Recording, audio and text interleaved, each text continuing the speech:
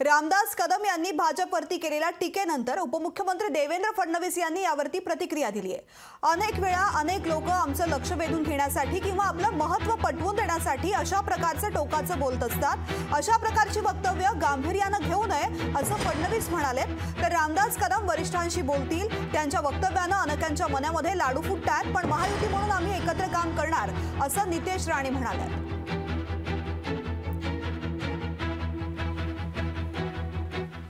मी इतके वर्ष रामदासभाईंना ओळखतो, अशा प्रकारचे स्टेटमेंट करण्याची त्यांची सवय आहे आणि टोकाचं बोलण्याची देखील त्यांची सवय आहे। कधी कधी रागाने देखील ते बोलतात। भारतीय जनता पक्षाने शिवसेनेचा सन्मानच केला, त्यांनी हे लक्षात घेतलं पाहिजे।